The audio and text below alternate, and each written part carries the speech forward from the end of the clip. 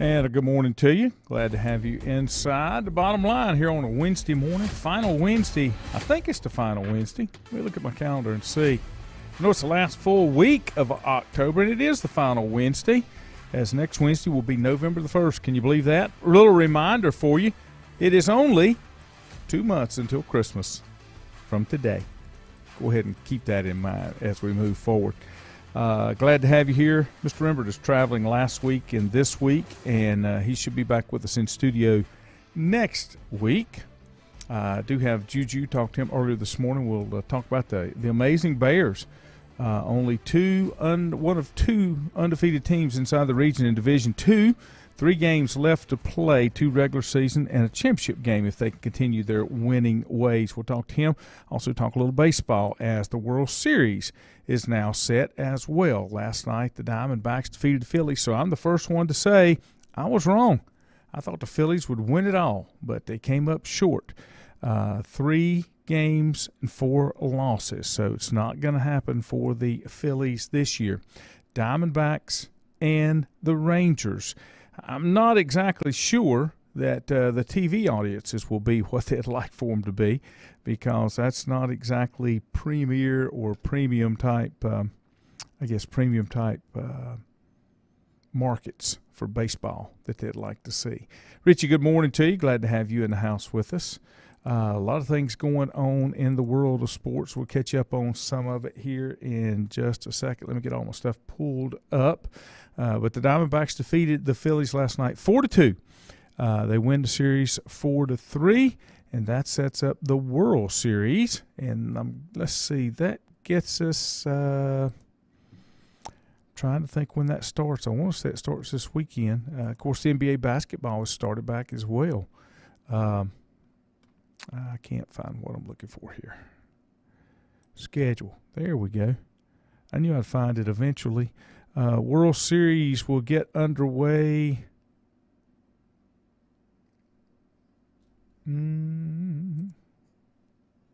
Sunday? No. Get underway Friday. Arizona travels to Texas. That's an 8:03 start on Fox. They'll play 2 games, Friday and Saturday in Texas, and then they'll move back to Arizona on Monday, and they'll play 2 games there, and then we'll see what's needed from that point on. So baseball's kind of getting settled in, and I don't think it's real surprising. I still think baseball season's a little bit long. That's just me. There's not. I guess the biggest thing is there's not that urgency that you have in baseball because you play so many. Mikey Lale, good morning. Glad to have you here this morning as well. High school football winds up this weekend. Regular season play is Friday night, and then it's playoff time. I will remind you, the football contest for Lincoln Times News, this is your final week to enter for this final weekend. We will stop after the regular season high school. We appreciate everybody playing along. Danny Harbison was the winner this past weekend. Weekend before last, it was Denny Hoover won it. So we've got one more to go, and that is this week. Big matchups around East and North play in their conference. But high school football will wind up, and then the playoffs will get underway. There's also some, there's always rumblings about incorrect calls in the NFL. One of these, Jim Irsay, and I'm sorry, I can't take a whole lot from Jim Irsay. That's just me. He's the owner of the Colts. He said he says the NFL admits and understands that 2 pivotal calls in his team's loss to the Browns were incorrect. He posted on a statement on X, formerly Twitter, Tuesday night, was likely referring to the team's expected follow-up with NFL officials on Monday to get further clarifications on an illegal contact and a defensive pass interference call. The calls helped position the Browns for a 39-38 victory. Now, I wonder if it had been a 2-score victory if he would have had the same comments. I'm not sure. The illegal contact call negated a would-be sack fumble that Indianapolis recovered, a play that would have effectively ended the game. At the issue of the call was whether Baker actually impeded Amari Cooper's route or whether the contact was more incidental. Pass interference penalty moments later were called despite the throw to Devon Peoples-Jones arguably being uncatchable. Per NFL rules, pass interference is not applicable in such situations because the interference call occurred in the end zone. The Browns get possession at the 1-yard line and scored the winning touchdown 4 plays later. Very few NFL teams that will not score from the 1-yard line.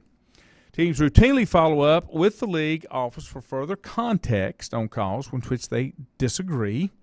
Head coach Shane Steichen described the flags as tough calls.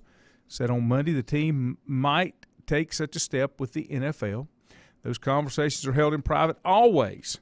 And Irsay shared this and said the NFL admits and understands they did not make the correct calls at the end of the game. I believe we need to institute instant replay for all calls, including penalties, in the last 2 minutes of all games. I've said this over and over. If you're going to have instant replay, if you're going to be able to review a call, you review every call. There should not be any calls that are off the table. That's not fair. Every call, whether it's right or it's wrong, is important. So if you're going to be able to review them and take a look at them, you need to be able to do so on every call. Not say, well, we can't look at this one, we can't look at that one. Now, I understand, and a lot of folks will argue, that there is a certain level of human error that's built into officiating in these games, all sports. The problem is now, because of the advancement of legalized sports gambling and the amounts of money that's on it, you got to make sure that you get it right. So if you have an opportunity to review it and you have the technology to review it and you review every call, I have no problem with it. But I think you should review every call or none of the calls. No in between. All the calls or none of the calls. In college, it doesn't take any longer to review. They're looking at every play when it runs. And if they have an issue, they buzz down and they stop the action. That's the way it should be in the NFL. If you're going to review calls. I'm kind of torn between the two of whether you should review calls or not review calls. I really think you should review them because you want to get it right. You want to get it right every time. But I don't know that, I can assure you nobody's listening to what I say. They're not paying any attention or care what I say. But we'll see. We'll see where that goes. Let's see what else we got. There's a story out there about Deion Sanders. I'm good with that. I don't have to see any more of that. Trade deadline is October 31st, which is next Tuesday. There's some buzz out there about some things that may happen. There's some talk of possibly Chase Claypool moving from the Bears to the Dolphins, Van Jefferson going from the Rams to the Falcons, and Jets moving seldom used Malcolm Harden Jr. to the Chiefs, and all deals that have been consummated in the past 2 weeks. Chargers moving on from cornerback J.C. Jackson, who returned to the Patriots. It's another trade that garnered some attention. Now, we'll just have to see where this goes. There's been talk of the Panthers possibly bringing in another wide receiver. Not sure if that happens. And I'm not sure that it makes a difference. That's the other thing. The Panthers' season is just so far gone, and they don't have a first-round pick. They don't have a first-round pick. So now what do you do? They gave that to Chicago. So now what do you do? I got nothing. I really don't. I don't know what they should do. I just know that there are some holes that they've got to fill, and I don't know how they fill them. Just to be quite honest with you, I'm just not sure what, there's some things out here that say teams that need to make deals. I don't know if the Panthers even fit into that category. They have so many things that you really can't figure out what to do. So many needs, and it's not an easy fix. It's one of those things that's going to take for a while. Richie said that Iowa also got screwed over the weekend. Minnesota punted. The kick returner pointed to the ball and was moving his guys away from the ball, picks it up off the bounce, returns for a touchdown, only for it to be called back because the referee ruled a fair catch. There was no flag thrown for the returner returning the punt after calling a fair catch. You know, here's the thing. Some of these stadiums, the way they're facing, some of these guys have to get their hand up there like this to be able to block the sun so they can see. And they don't know if they're waving fair catch or they're not waving fair catch. I don't know a way to fix that. And I know part of it's in there for protecting players. They want to protect the players, safety measure, make sure they don't get hammered. But I'm not sure how you fix that. Richie said the Panthers need a wide receiver, but they need an O-line first. And you know, that is one of the things that I agree with. If you've got to build, especially in the NFL, you've got to build from inside out with the line play. I think the Panthers are going to have to fix that before they pick up another receiver. Richie also said he saw where Frank Reich's turning over the play calling, and he is. He's turning it over to the offensive coordinator. I don't know if that's good or bad.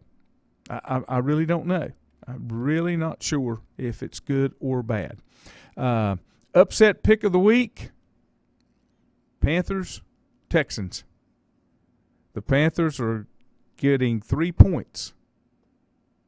Could they just pull the upset and beat them straight out? You know, it says in this write-up, says, I expect the offense to refocus the running game to help Bryce Young. Well, we'll see.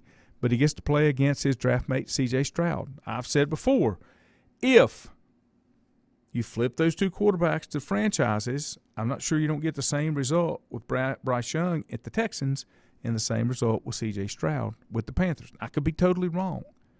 Totally wrong.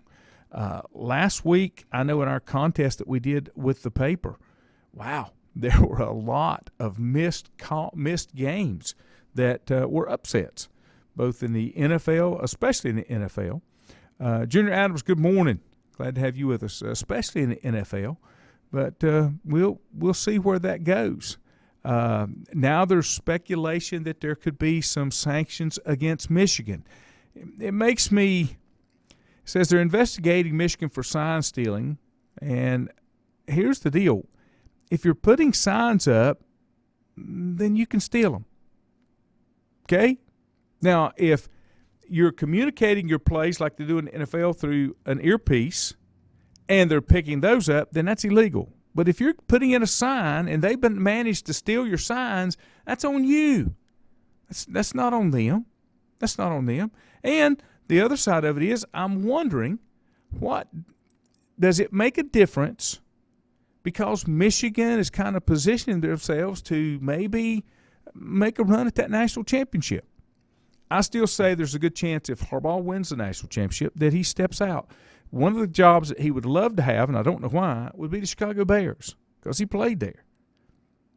But the Chicago Bears are a train wreck and have been for some time. Last night in college football, it was New Mexico State over Louisiana Tech and Liberty, the Flames, over Western Kentucky. New Mexico over Louisiana Tech was 27-24. Liberty defeated Western Kentucky 42-29. Tonight, it's Jacksonville State against Florida International and UTEP against Sam Houston. Tomorrow night, Syracuse at Virginia Tech, Georgia State at Georgia Southern. That could be a good one.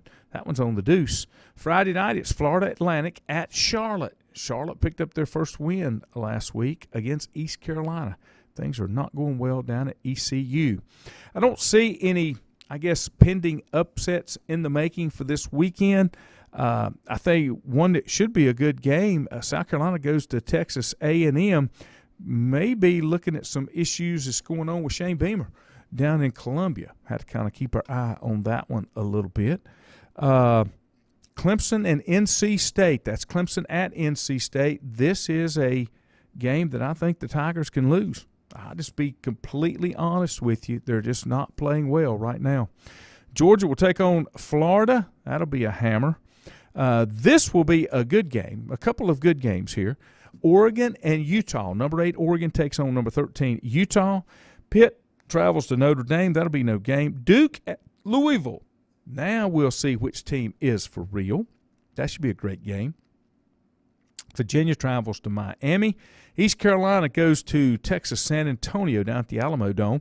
Southern Miss is at App State. This has not been the season that App State wanted. They've struggled all season long.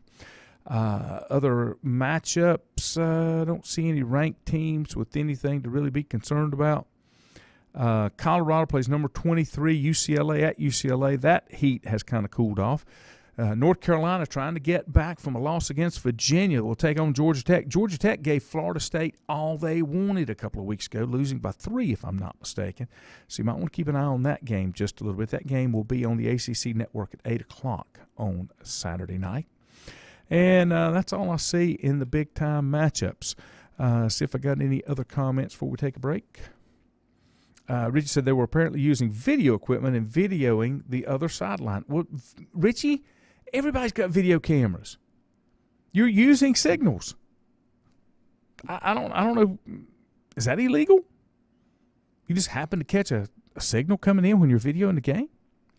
Milton, good morning. He said he's good morning from the vascular surgeon's office down in Charlotte. Hope good results come out of that, my friend. Richie said he would take Georgia Tech and the points this week. I'm not sure what the points are on that game, but Georgia Tech, somewhere along the ways, they've got to get back on the rails. Let me take a time out. We come back. Juju will join us as he does each and every Wednesday. We'll talk a little Norrine. We'll talk a little baseball as well. Back with more here on The Bottom Line. Whether it's a sit-down meal or a call-in for the drive-thru, Brookwood Cafe and Catering is the answer. A variety of meats, vegetables, and desserts cooked daily, or a hot sandwich from the grill, they have what you're looking for to satisfy your taste buds. If you need catering from 5 to 500, Brookwood has you covered as well. Stop by Brookwood Cafe and Catering at 202 Providence Mill Road in Maiden. Don't forget breakfast daily till 11 a.m. Open Tuesday 6 a.m. to 2 p.m., Wednesday through Saturday 6 a.m. till 8 p.m., and Sunday from 7 a.m. to 3 p.m. Call 828-428-8944 to place your order today.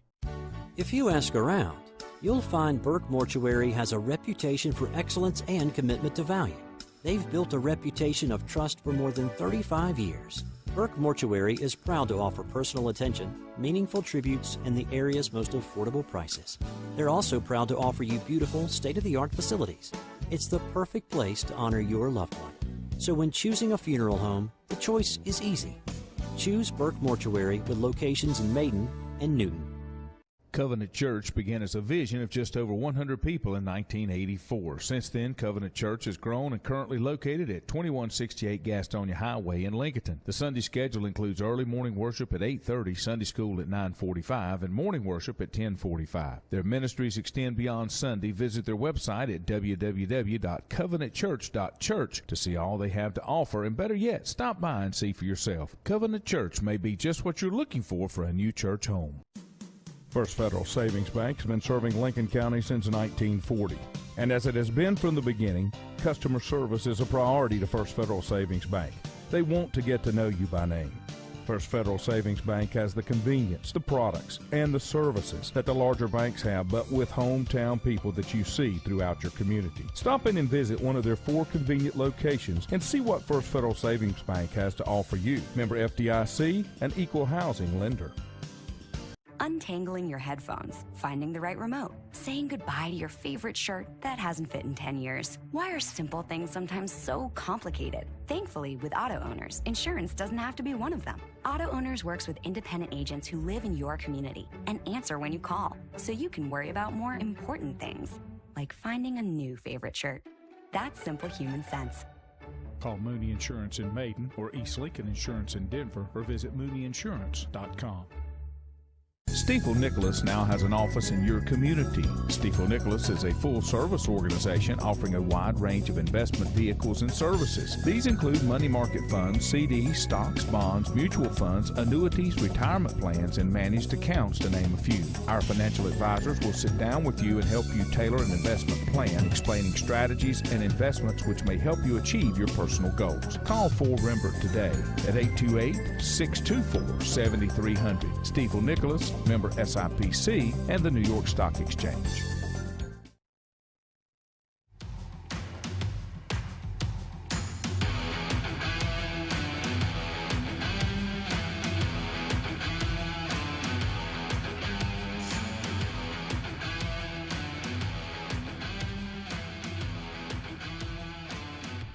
And welcome back to the Bottom Line here on a Wednesday edition, last full week of October. As we do each and every Wednesday, I'd like to talk to our good friend Juju Phillips. Good morning to you, sir. Hey, Lanny, good morning. As always, a pleasure to join you. Glad to have you along. The Lenore Bears seem to be on a tear, and I think when we talked last week, you felt like this may be one of the bigger challenges they had remaining that they got through this weekend. They did. They went on the road and played the defending conference champions, Newberry Red Wolves, the two-time defending conference champions, and they went on the road and had an impressive game. They had to rally, really. They took out the early lead, then saw the Newberry team tie the game at 10-10 at halftime, and after that it was all LR. They scored a couple of touchdowns in the second half, went on to win 24-10, and the defense I don't want to say stepped up, but the defense kind of kicked it into another gear.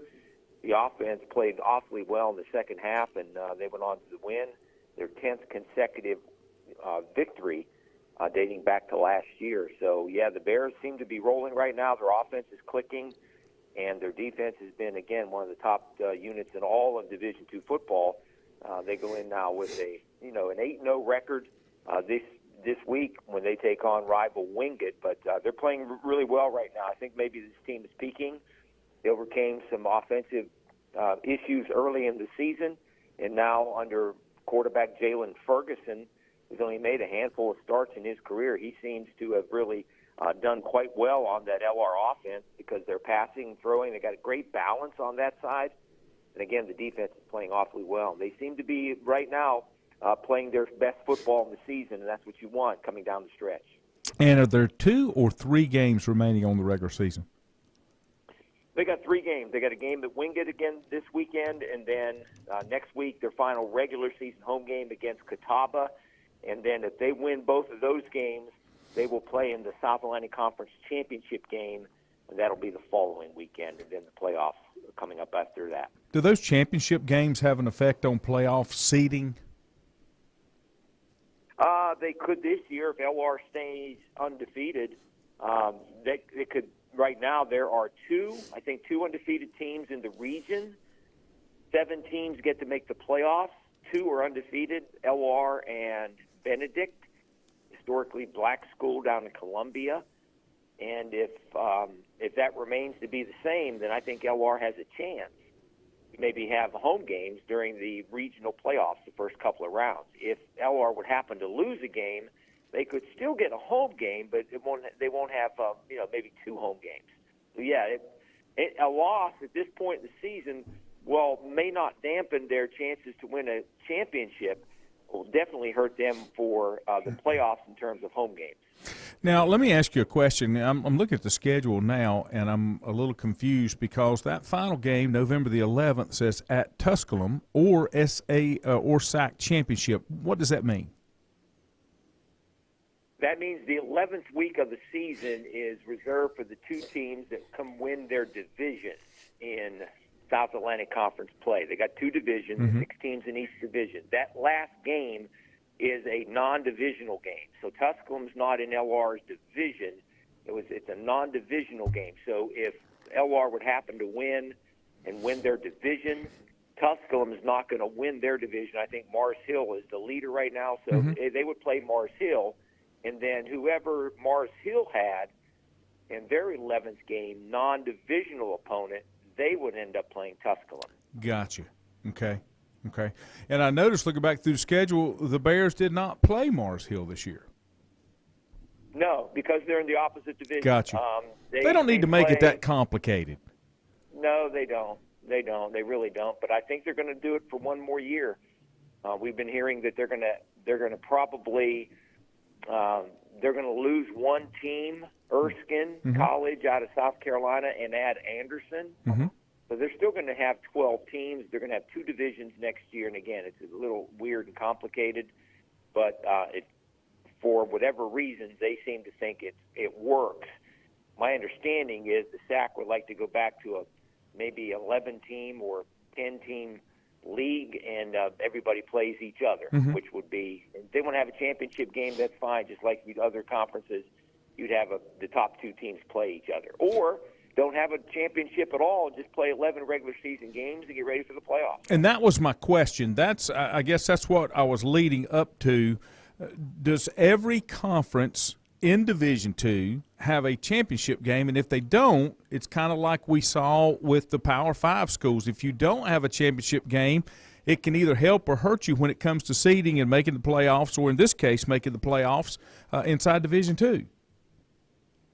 Yeah, I'm trying to think. Besides the SAC, the Gulf South does not, because they only have 6 or 7, 8 schools in their league.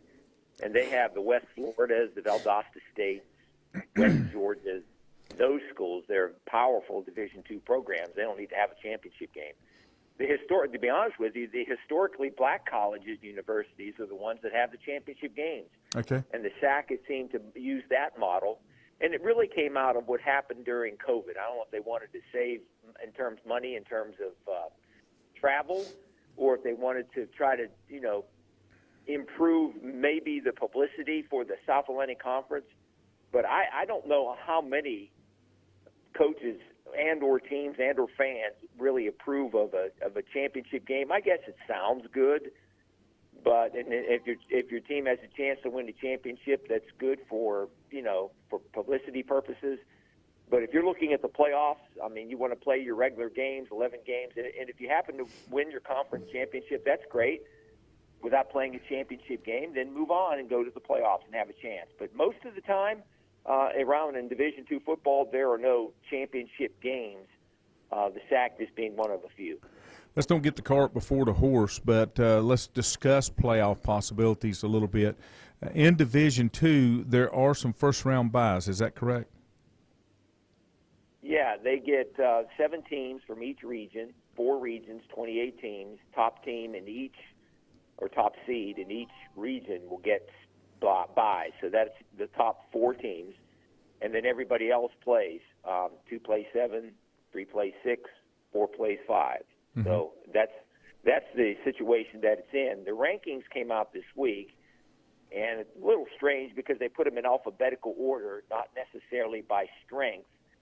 But again, because Lenore-Ryan is one of just 2 teams in the region that are undefeated, my guess is LR is probably first or second seed if the playoffs would start, say, next week. Okay. How are they doing on the injury front? You're late into the season. There's 1 to 2 things usually happening. Either you're getting kids back that were injured early, or you've lost some late in the season due to injury. They lost their starting center last week, veteran starting center, and they replaced him with a guy making his first ever start. And the offense seemed to respond okay. I mean, and that's a typical injury. But to have your center go down with an injury, I think he had a concussion. He should be back this week. One of the top receivers went down with an injury a few weeks ago with a knee. Some other bumps and bruises associated with this time of year, as you mentioned, got injured. A couple of defensive linemen have been banged up. But no major injuries that I know of that's going to hamper Lenore-Ryan in the long run. Nobody that's going to be out for the rest of the season that I know of. So I think relatively, and the Bears have built up enough depth because they won so many games this year and have won them convincingly. They played a bunch of guys. So guys have received some experience, and they built up and developed the depth. So I think LR is in pretty good shape heading in down the stretch of the season with 3 games to go. Sounds good for the Bears. And, we talked about it. They had some woes early in the season as far as getting things to gel together, but it looks like they've kind of got everything on track.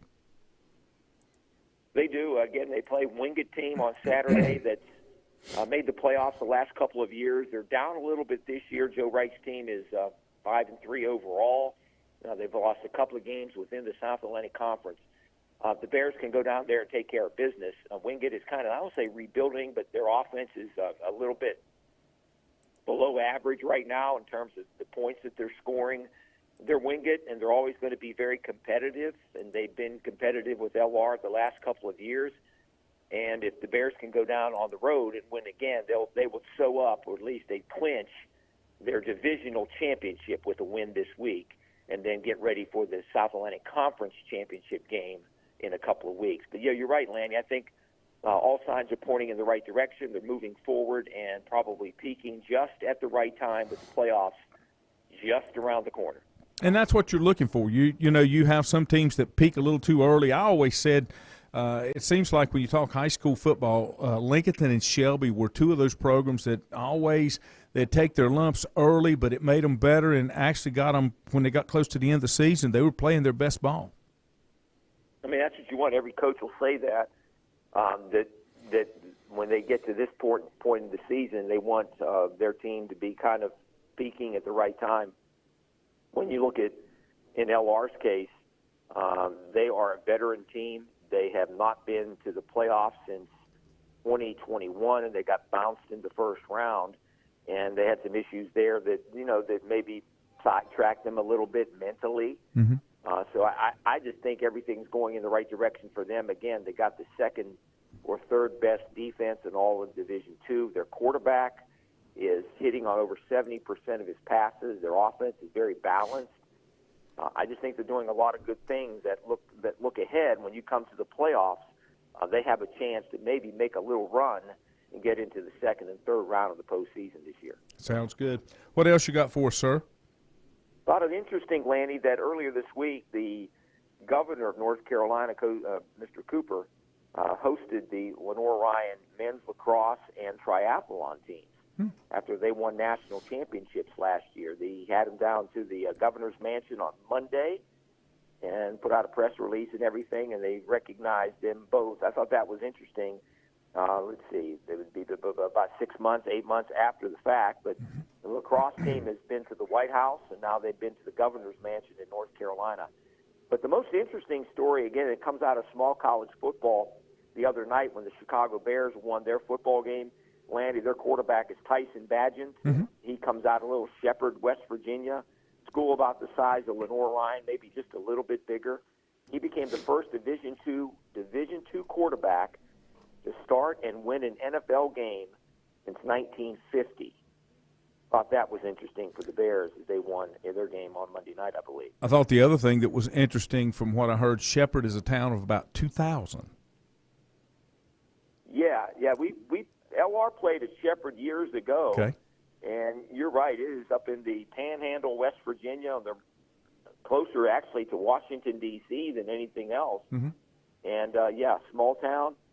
Their school they're normally top 10, they made it to the championship game a couple of years ago, a few years back when Badgett was their quarterback. He helped them to be a top 10, top 15 program in the nation. And they usually are pretty good. For him to get as an undrafted free agent for the Chicago Bears and then get the start after Fields went down with an injury, to start and win a game for the Bears. I understand he had like 70 people from his family and friends and from his hometown to come and watch the game in Chicago, which is almost near a record. So, a good story for him, becoming the first Division II quarterback to start and win a game in the NFL in, almost 70 years. Mm-hmm. I made the statement before, and you've heard me say this. So much of the NFL, there is talent beyond those top Power 5 programs that are out there. It's just that so many teams and GMs, scout staffs and that type thing are really afraid to make a recommendation on somebody because if they go off script or out of the template that they're usually looking for and that player doesn't work out, then that usually costs them a job. And I think that's why the NFL has so many injuries. They won't step out there a little bit. And, you take a kid that's played at Division II or an FCS team, they may not be as banged up as some of these kids that play in the Power 5s. They might not, because in the case of this kid, I think he played 4 or 5 years for Shepherd. Experience, and, yeah, very much experience. Has a lot of time, and apparently he's out of the same mold as Todd Marinovich. Okay. Way back when for Southern Cal. His dad was a coach someplace or a strength coach, pushed him quite a bit. So he's been kind of, from a little kid, he's been pushed to be a starting quarterback and wanted to be in the NFL. I went to a bunch of these scouting combines and everything, got overlooked a lot, but he ended up signing a contract with the Bears. But, I mean, it's a wonderful story. And you're right, there are a lot of Division II, especially now with the transfer portal. You got kids that are going from one school to the next trying to find a fit to get noticed. And for a Division II kid, is not as surprising as it used to be, even though there are less NFL drafts in terms of number of draft picks, like 7 rounds now, than there used to be 12, 14, 15. It may be because you're right. The guys that are in the bigger schools and the bigger programs get more notice. And maybe there are some GMs, they'll stash the Division II players or small college players on their roster, on the practice squads, and move them up. And in this case, it's a good story for this kid who's now the starting quarterback for the Bears. The other thing that's so important, I think, and you mentioned it as well, this kid's 23 years old, and he's got a lot of time at the helm running a football team. And sometimes, go back to Mitch Trubisky, he had 9 starts in his college career and yet went, top 10 as a pick. And because they saw something, but it really hasn't panned out like they thought. Sometimes I think you need a little more history and a little more tape to make sure that a player can do what you think they can do on a week-in, week-out basis. It is, and it's going to be interesting for if you're the Bears and you're looking ahead to their future. Do they go with an undrafted Division II quarterback, or do they continue to take their lumps this year because more than likely because they have the Carolina Panthers #1 pick? Are they going to have the 2 of the top draft picks next year in the NFL draft, and do they take a quarterback and or a wide receiver? Well, or do they trade Justin Fields? Hey, do they keep Justin Fields? Just don't forget, if Tyson doesn't work out, they've got the infamous Nathan Peterman at the #3 slot on the depth chart. Just deep at the quarterback position up there in Chicago. How about we switch to – go ahead. I was going to say with the Bears, name a quarterback, a really good quarterback that they developed over the years. None. Jim McMahon is the one that comes to mind, maybe? Yeah, but I don't think they developed him as much as he came pro-ready. Yeah, you're right. Came out of Brigham Young. And they brought in, remember, they tried the Rex Grossman experiment like everybody else did. Supposed to be out of the Story, Florida program under the tutelage of Steve Spurrier. And even Spurrier wouldn't start him when he was at Washington. And then you had the kid that came out of Vanderbilt, dated a really good-looking model. Well, I can't remember his name. Wow. I'm lost there. I can't remember. Anyway, you almost have to go back to Sid Luckman the last time the Bears had a really good quarterback. Yes. I mean, and that's kind of why they have had 84 quarterbacks have started at least one game for the Chicago Bears going all the way back to 1920. Okay? Wow. And if you come on through, you think about Bobby Douglas wasn't bad back in the late 60s, early 70s. And then when you get past that, you get up to McMahon, and McMahon, he struggled. My boy Steve Fuller played there a little bit, and then Tom Zach, and then, Jim Harbaugh. He had some years there. But no. Shane Matthews, he was a third-string quarterback for the Carolina Panthers, and he started 7 games in '99. And so, they have just struggled.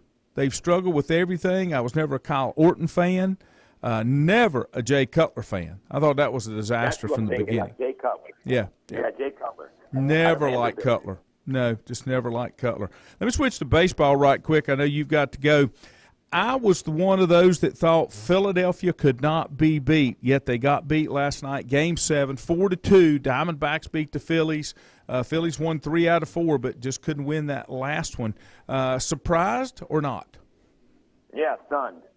I'm really stunned that yeah. I think the Diamondbacks, they finished the regular season losing like 6 games in a row. They barely finished over 500. Their run differential was below. They barely snuck into the playoffs. And then for them to upset a couple of teams, Milwaukee along the way, and then the Dodgers, knock them out, and then to come back and win back-to-back games in Philadelphia. to win the championship and the National League pennant to get to the World Series. It is amazing. And if you look at the World Series, Lanny, here's a stat. There are a number of guys that, especially over the Texas Rangers, that played for or played against or for the Hickory Crawdads, going all the way to their general manager, Chris Young, who was a pitcher for the Crawdads when they were a Pittsburgh Pirates affiliate back in the late 90s, early 2000s. But 2 years ago, Texas lost 102 games. 2 years ago, Arizona lost 98 games. So in 2 years, both of those franchises have turned it around and now playing for the World Series championship coming up in a couple of days. It makes you wonder, are they doing what Tampa did, and they build a championship team, and then they'll have a wholesale sale after the season? Well, Arizona has done it the normal way where they've developed players. Mm-hmm. They didn't go out and sign a bunch of guys and pay them a bunch of money.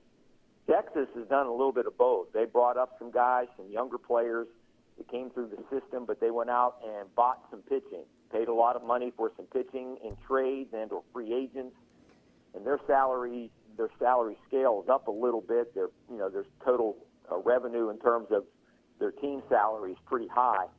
So there's different ways to do it. They got a little bit bigger payroll in Texas than they do in Arizona, who have a bunch of younger guys. But they got it done. For whatever reason, it's a crapshoot when you get into the playoffs. The long regular season, usually talent wins out. But then when you come to the playoffs, it's whoever's hot and whoever the matchup is against. But it's good to see that two programs, or at least two franchises, that were really down at the bottom a couple of years ago, and even last year, Texas lost 90-some games, I believe, and I think Arizona lost 88 or 90 games. So they turned it around. They go from 90 wins or 90 losses to 90 wins in 1 year. That's pretty amazing. And for them to be in the World Series, it's a good story. I don't know how many fans across the country are looking forward to a Texas and Arizona World Series. Yeah, I'm not sure that the TV markets are that happy about that matchup as far as eyeballs that they'll get on it. But I will give you one local tidbit as well. I think I mentioned this before. Former West Lincoln product, Davidson College product, Jay Hefner. He is a scout for the Rangers, so he could be the first West Lincoln player to receive a World Series ring should the Rangers advance and win the World Series. So that'll be interesting in itself. Interesting. Yeah, one of the players for the Arizona Diamondbacks, Alec Thomas, his dad is Alex Thomas, who grew up in Morganton, went to Freedom High School, played for the Hickory Crawdads, went on to be a strength and conditioning coach for the White Sox. He's got a World Series ring with the White Sox, and now his son has a chance to get a World Series ring with the Arizona Diamondbacks. And I believe his son was born in North Carolina. I could be wrong, but I think I'm pretty close. But it's, again, a lot of nice stories behind it for the World Series. Again, I'm not so sure the national media is going to really care that much, but still a good story to see. That, and I'm kind of pulling for Texas because they got a lot of kids that came through and played with the Crawdads. And, again, their general manager, Chris Young, really nice guy. I remember interviewing him. He wrote me a thank you note after I interviewed him, like the next couple of days when I went down to the locker room and to get some post-game sound. He wrote me handed me a nice little written note to say, hey, thanks for the great coverage. Appreciate you, being patient with me, da-da-da-da-da. And I just thought that's unusual. He went to Princeton. Very classy. Basketball. Yeah, he's a pretty classy guy. And for him to rise up from a pitcher in the major leagues, and he's 6'10", 6'11" pitcher with the Pittsburgh Pirates and some other teams. But just a classy guy. He always had time for you. Even where, you're low-A baseball and some guy comes along and throws a microphone in front of you and asks you a couple of questions, for him to take some time to answer those questions and then write you a thank you note afterwards, I thought it was kind of classy. Let me give you one final note on that. You always like to look at the do the teams that pay the most, since baseball has no real cap, the teams that pay the most, do they get there? Well, the number one payroll, and I'm talking about the number one payroll at $209 million, is the Phillies, and they did not make it. The Texas Rangers are in number 8 at $184. Your Atlanta Braves are just above that at $185. They are in the top half The league average is 125. The interesting part, the Diamondbacks are 23rd out of 30 with a $76 million payroll, less than half of what the Diamondbacks have. So they're kind of the underdog on the money side as well. And I will mention this, the most overachieving team is the last place in the salary scale, and that would be the Baltimore Orioles at just $26 million. Wow. Yeah. And they won 100 games. Yeah. And they lost. And they turned around a franchise unbelievably, because the Orioles have been a laughingstock for years. They have been. They lost over 100 games 2 years ago, Yep. and they turned it around. You're right. To win 100 this year, even though they got bounced in the playoffs, they had a heck of a year. Yes, they did. Anything else, sir? That is it, Lanny, my friend. Looking forward to another weekend of college football. We're coming down the home stretch. Yes, absolutely. All right, I appreciate your time as always, and we'll do it again next week and catch up, see where things are. That'll wrap it up for us today on The Bottom Line. Hope you have a wonderful Wednesday. See you next time.